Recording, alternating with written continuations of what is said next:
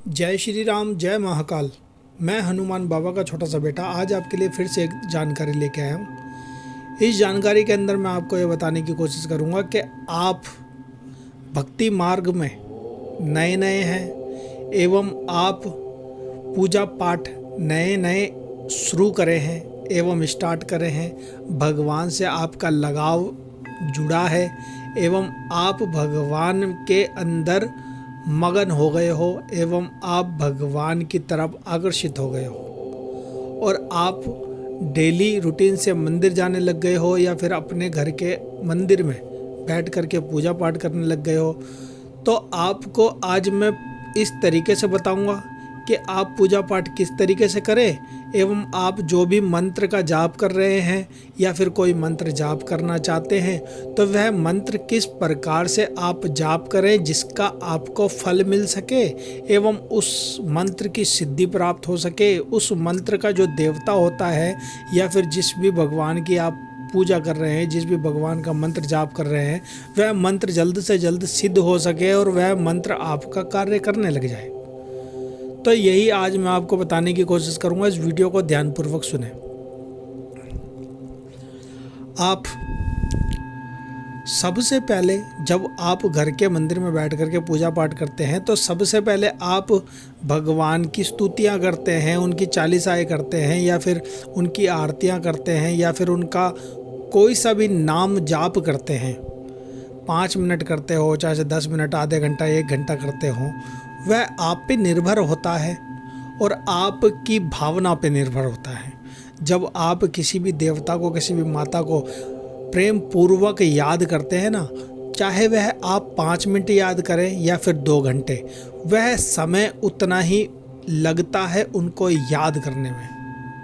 वह आपसे 5 मिनट में भी प्रसन्न होते हैं और 2 घंटे में भी प्रसन्न होते हैं, मगर 5 मिनट और 2 घंटे के अंदर फ़र्क इतना पड़ जाता है कि जब आप 5 मिनट की सेवा करते हैं ना तो भगवान आपको 5 मिनट के हिसाब से आपको फल देते हैं और जब आप 2 घंटे की सेवा करते हैं ना उनकी, तो वह आपको फल भी 2 घंटे के हिसाब से देते हैं।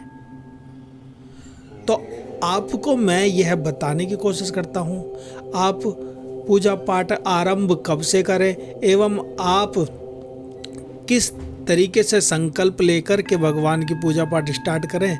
तो आज यही बताता हूं मैं आपको। आप शुक्ल पक्ष 15 दिन के शुक्ल पक्ष होते हैं, 15 दिन के कृष्ण पक्ष होते हैं, यानी कि 15 दिन की अंधेरी होती है, 15 दिन का उजाला होता है। इस प्रकार से होता है। आपको उजाले के अंदर यानी शुक्ल पक्ष के अंदर जो भी मंगलवार या शनिवार पड़ता है, आप जिस भी देवता की पूजा करते हैं उस देवता के हिसाब से वार चुने जाते हैं। ठीक है, जैसे शंकर भगवान की अगर आप पूजा करते हैं तो आप सोमवार के दिन से उनके व्रत उठा सकते हैं या फिर सोमवार के दिन से आप उनके किसी भी पाठ का उच्चारण कर सकते हैं। ठीक है, तो इसी प्रकार से हर एक देवता का अलग दिन निर्धारित होता है। आप उस समय में उस भगवान की पूजा कर सकते हैं। शुक्ल पक्ष के अंदर इसलिए पूजा करी जाती है कि इन दिनों में आपकी जो भी सिद्धि होती है, जो भी मंत्र जाप होते हैं, उनका आपको फल ज़्यादा मिलता है। ठीक है, जैसे कि आप कोई भी मंत्र जाप कर रहे हो तो उसका फल आपको ज़्यादा मिलता है और अधिकतर जब आप किसी भी मंत्र का जाप करते हैं ना, तो अगर आप संकल्प लेकर के उस मंत्र को जाप करते हैं तो उसका फल डबल तिबल हो जाता है। यानी कि अगर आप किसी भी चीज़ का संकल्प ले रहे हो ना तो वह आपको करना ही करना है। चाहे आप 11 दिन का संकल्प ले रहे हो, 5 दिन का संकल्प ले रहे हो, 7 दिन का, 21 दिन का, 41 दिन का, 108 दिन का या फिर 90 दिन का, 31 दिन का। इस प्रकार से जब आप संकल्प लेकर के उस भगवान की अर्चना करते हो ना, पूजा करते हो, उसके मंत्र का जाप करते हो, बीज मंत्र का जाप करते हो, तो वैदिक मंत्रों का जाप करते हो, तो क्या होता है, उनकी पूर्णता से कृपा आप तक आने लग जाती है। आपको उनकी कृपा, उनके मंत्र का प्रभाव महसूस होने लग जाता है। आप यह देखोगे कि जब आप एक संकल्प लेकर के उस भगवान को याद करते हो ना, तो वह भगवान के तत्व आपके पास आने लग जाते हैं। और अगर जब आप बिना संकल्प के कोई पूजा पाठ करते हो ना, तो उसके अंदर आपको समय बहुत लगता है। आप यह देखोगे, जब बिना नियम से, बिना किसी नियम से आप जब भगवान की पूजा पाठ करते हैं ना, तो क्या होता है, भगवान इतनी जल्दी आपके पास नहीं आ पाते। बिना संकल्प के जब आप पूजा करते हैं ना, तो भगवान आपके पास इतनी जल्दी नहीं आते। आते हैं तो हल्की सी झलक आपके घर के अंदर, आपके उस मंदिर के अंदर लगा करके और चले जाते हैं। मगर जब आप संकल्प लेकर के निर्धारित समय से बैठते हो, यानी कि एक ही समय पर बैठ करके पूजा करते हो, चाहे आप 7 बजे बैठें, 8 बजे बैठें, 10 बजे बैठें, मगर एक निर्धारित समय बनाना पड़ता है आपको उस पूजा पाठ के लिए। क्योंकि जब आप एक ही समय पर पूजा पाठ करते हैं ना, तो ऊपर से गिरने वाली तरंगे सीधी आपके मस्तिष्क के जरिए आपके शरीर के अंदर प्रवेश करती है, आपके शरीर से, और आपका जो घर का मंदिर होता है उस जगह पे वह ऊर्जा बरस रही होती है, उस जगह पे वह ऊर्जा आ रही होती है। जिस भी देवता की, माता की आप मूर्ति रख रखे हो, फोटो रख रखे हो, प्रतिमा रख रखे हो ना, उनके अंदर वह ऊर्जा समाहित होने लग जाती है।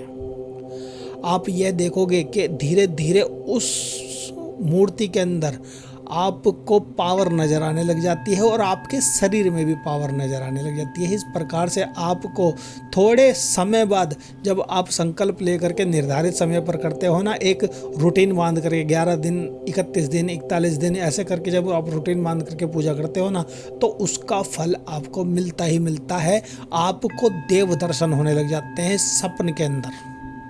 आप यह देखोगे, आपको अनेकों प्रकार के भगवान, यानी कि जो भी देवी देवता अलग अलग रूप से आपके सपने के अंदर आकर के आपको दर्शन देने लग जाते हैं। तो आप जब भी कोई पूजा पाठ करें तो एक संकल्प लेकर के करें। संकल्प से क्या होता है, वह देवता बंध जाता है कि उस देवता को उस समय पर आना ही आना होता है। और जब आप बिना संकल्प के कोई पूजा पाठ करते हो ना, तो वह भगवान देखा जाए तो एक तरीके से खुला होता है। उनका मन करेगा तो आएंगे, उनका मन करेगा तो नहीं आएंगे।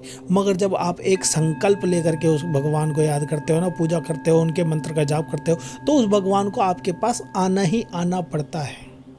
तो इसलिए शुक्ल पक्ष के अंदर आप कभी भी कोई पूजा पाठ करें, और अगर आप साधना क्षेत्र में अगर नए हैं ना, तो आप क्या करें, सबसे पहले 11 दिन का एक अनुष्ठान करके देखें। छोटा सा किसी भी मंत्र को ले लें, चाहे आप भगवान राम का मंत्र लें, भगवान शंकर का मंत्र लें, हनुमान बाबा का मंत्र लें, या फिर शेरों वाली माता का लें, या फिर आप कालका माता का लें, मगर उग्र मंत्र मत लेना।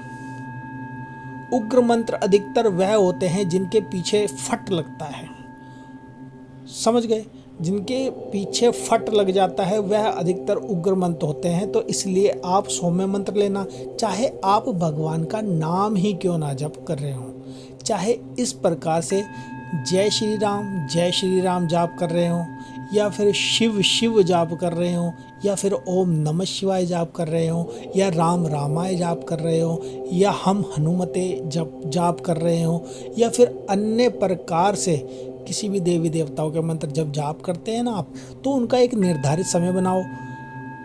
सबसे पहले 11 दिन का आप एक अनुष्ठान करके देखें, छोटा सा, पूर्ण ब्रह्मचर्य के साथ।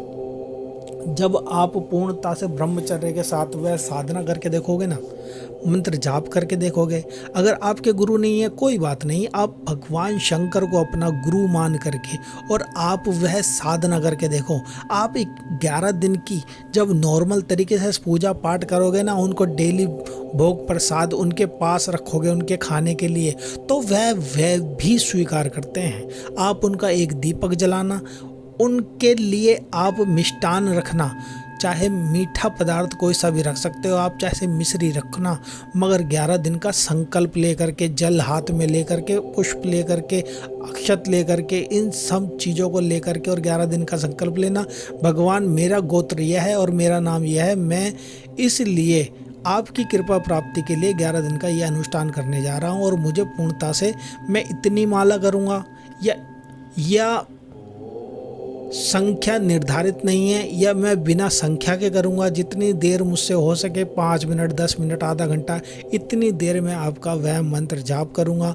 बिना माला के करूँगा। अगर माला है तो माला से करूँगा, 5 माला, 10 माला, 11 माला, 31 माला, या जितनी भी आप करना चाहो, जितनी आपकी क्षमता है, उस प्रकार से आपको वह करना है 11 दिन तक। और बीच के अंदर को आप यह कोशिश करना कि आपकी वह साधना रुके ना।